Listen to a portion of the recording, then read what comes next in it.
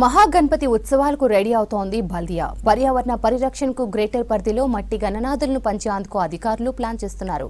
సిటీలోని ప్రతి డివిజన్లో 3000 విగ్రహాలు ఇవ్వనున్నారు.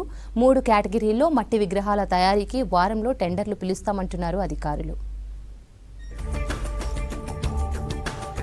వినాయక చవితికి భాగ్యనగరం ముస్తాబవుతుంది. చవితి పండుగ దగ్గర పడుతుండటంతో GHMC, HMDA pollution control board అధికారులు మట్టి విగ్రహాల పంపిణీపై ఫోకస్ పెట్టారు. ఈసారి జీహెచ్ఎంసీ పరిధిలో 5 లక్షల మట్టి గణనాథులను పంపిణీ చేయాలని కసరత్తు చేస్తున్నారు.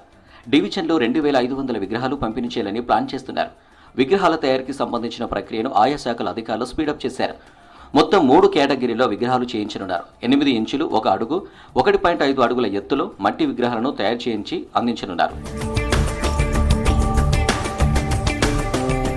జీహెచ్ఎంసీ ఆధ్వర్యంలో 3 లక్షలు, పొల్యూషన్ కంట్రోల్ బోర్డుతో 1 లక్ష, హెచ్ఎండిఏతో మరో 1 లక్ష విగ్రహాలు పంపిణీ చేసేలా ప్లాన్ చేస్తున్నారు.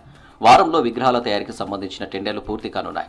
గతేడాది మాదిరిగానే 4 టెండర్లు అప్పగించనున్నారు. ఏటా చాలా విగ్రహాలు డ్యామేజ్ అవుతున్నాయి. ఈసారి అలా జరగకుండా అధికారులు చర్యలు తీసుకుంటున్నారు. టెండర్లు దక్కించుకునే వారికి గట్టి ఆదేశాలు జారీ చేయనున్నారు.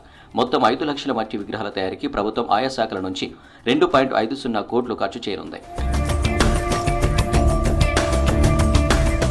పర్యావరణాన్ని కాపాడేందుకు ప్రతి ఒక్కరూ మట్టి వినాయకుడిని పూజించాలనే నినాదంతో జీహెచ్ఎంసీ గతేడాది మొత్తం 3,16,000 విగ్రహాలు పంపిణీ చేసింది. ఇందులో 1.5 అడుగు 8 ఇంచుల విగ్రహాలు ఉన్నాయి.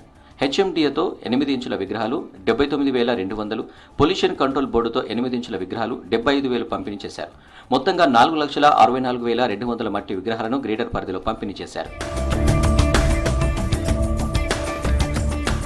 మట్టి విగ్రహాల పంపిణీ కోసం ప్రతి సర్కిల్కు ఒక ఏఎంఓహెచ్ను ఇన్ఛార్జిగా, ప్రతి వార్డుకు వార్డు ఆఫీసర్ను ఇన్ఛార్జిగా నియమించారు. ఈ ఏడాది కూడా అదే తరహాలో నియమించామన్నారు ఉన్నతాధికారులు. గతేడాది మట్టి విగ్రహాల తయారీ కోసం జీహెచ్ఎంసీ 1,54,24,000 ఖర్చు చేసింది.